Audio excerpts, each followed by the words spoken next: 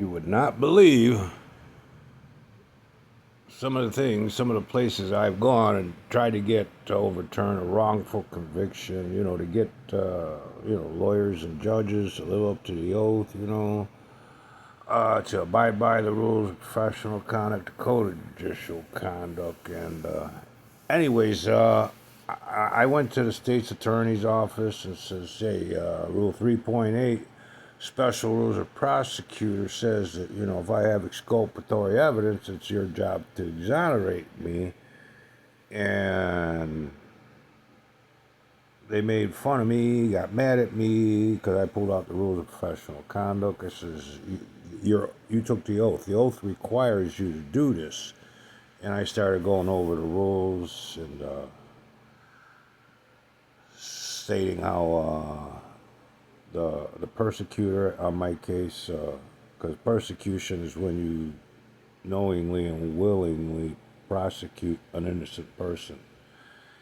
But anyways, they couldn't prove probable cause, which is the first element it mentions in Rule 3.8. But I went to, here, it says Northwestern University Center for Wrongful Convictions. I got chased out. I asked them to accompany the state's attorney office and have them overturn a wrongful conviction using exculpatory evidence. It's a requirement in Rule 3.8 rules. Special rules of the prosecutor, rules of professional conduct.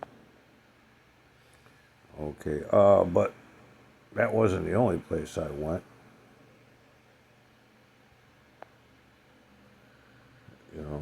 And the FBI heard me out because I had a lot to say.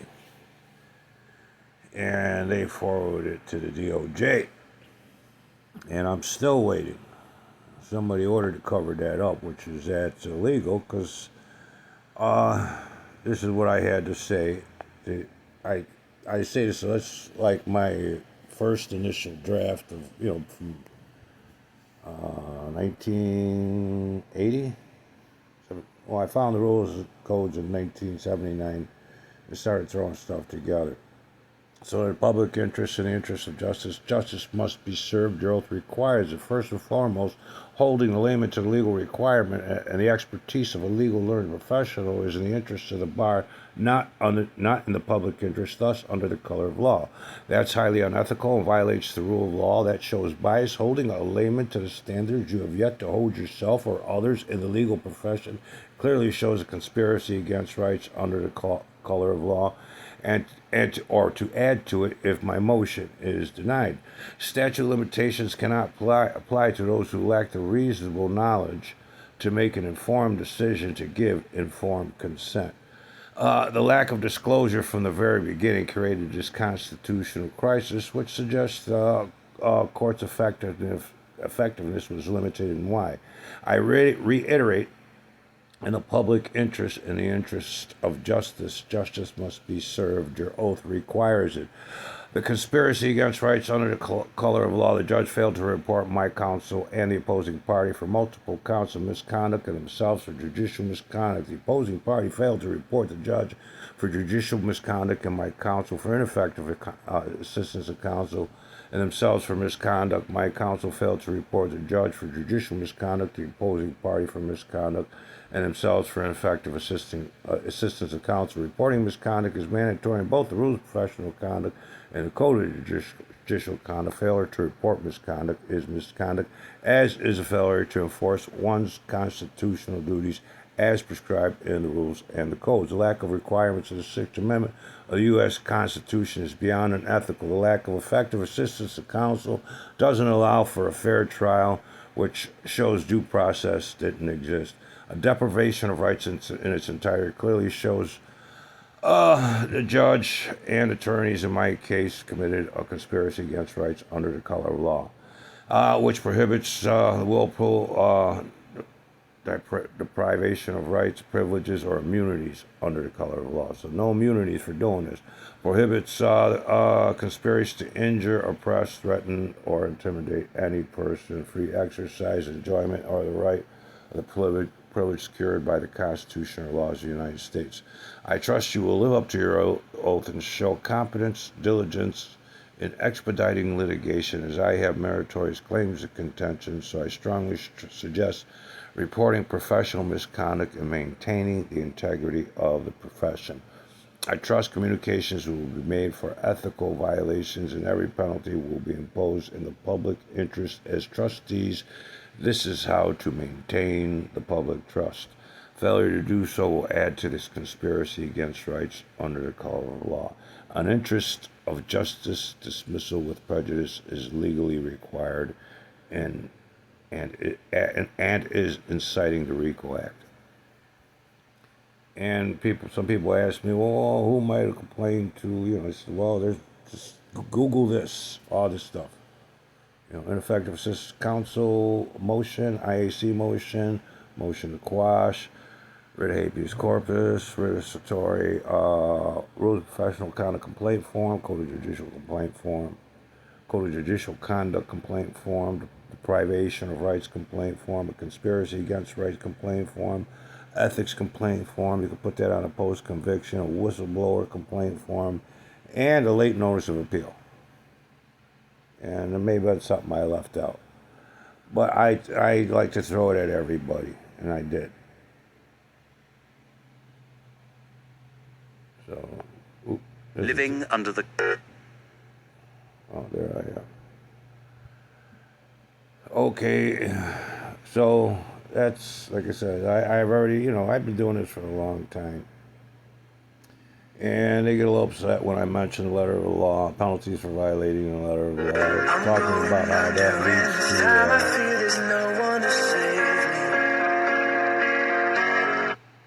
to... living under the color of law.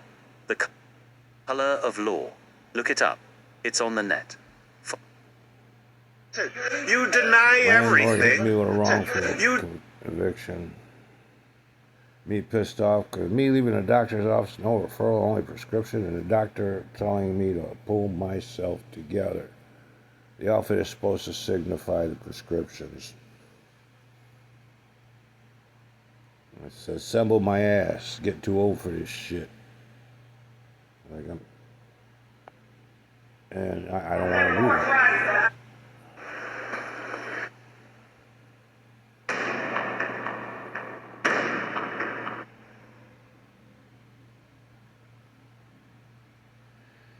And this is what got me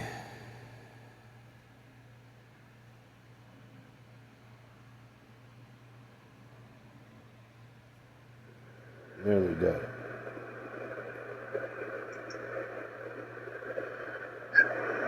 Okay, this is a test run to see how this works. Cermak Hospital in Cook County Jail.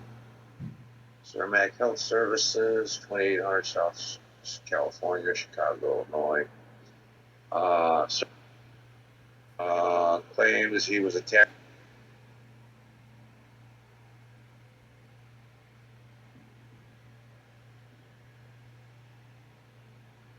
A 29-year-old Latin male, pain to left wrist, shoulder, eye, and ear from blunt trauma. It also states he's barely able to turn head and neck. I thought my head was gonna come off my neck.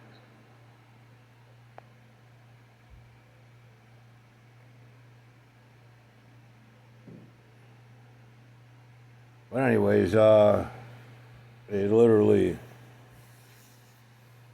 tried to keep me from asserting my constitutional rights. People, if you don't know your rights, you won't get them. They didn't like the fact that I blew up about a quick and speedy trial and how that right was violated. The state's attorney said, well, you didn't ask. Why do I have to ask? I demanded it from my attorney, and the judge said he's doing what the judge said, and state's attorney ain't gonna like it. When I told the state's attorney, that's between you and your attorney, I tried to talk to the judge. Don't talk to me, have your lawyer talk to me. But here it is, I need to talk to her about my lawyer not doing his job, being ineffective assistance of counsel.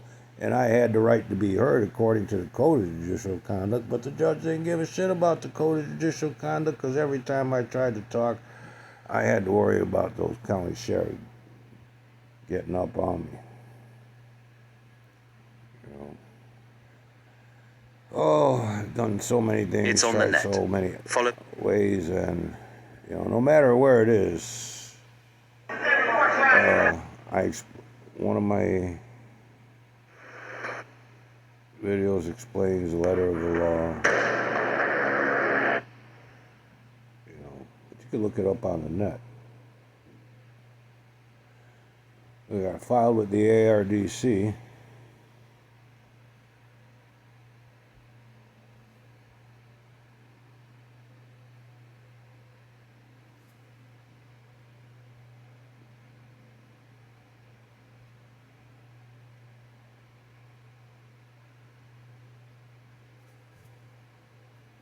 She didn't have a case.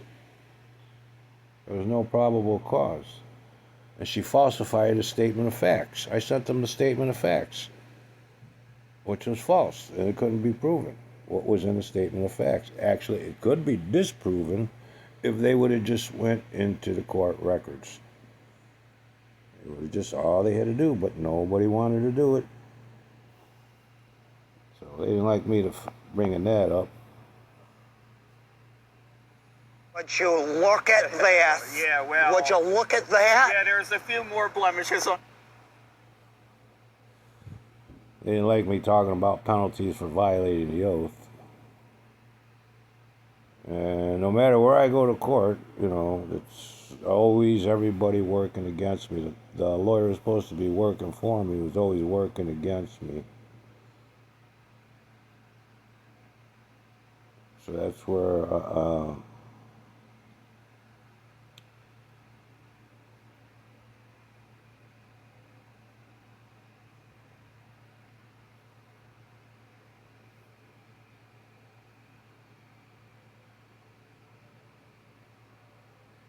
did a video on that.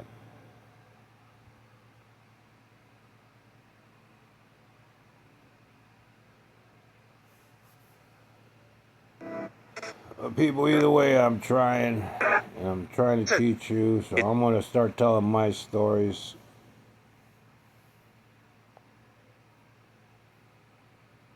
And maybe finally get an answer. This goes back a long way.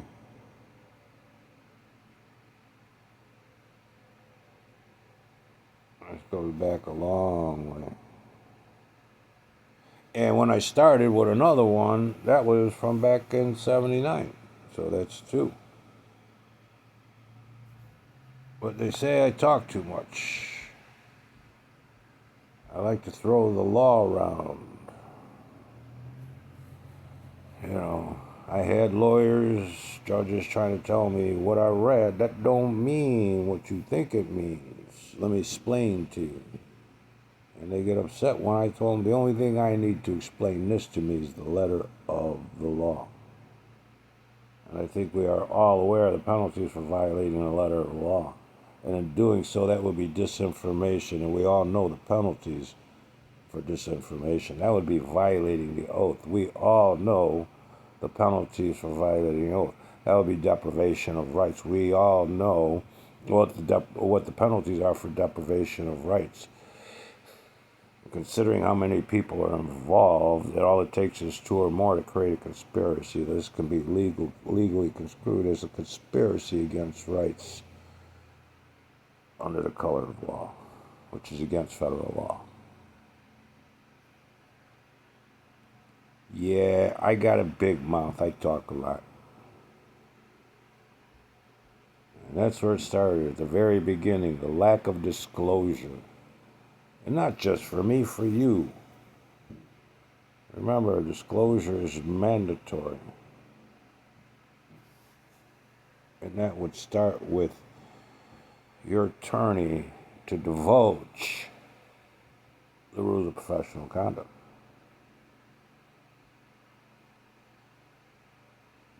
That's where deprivation of rights start. You not knowing and their refusal to divulge that needed information that would give you somewhat reasonable knowledge to make informed decision, to give informed consent.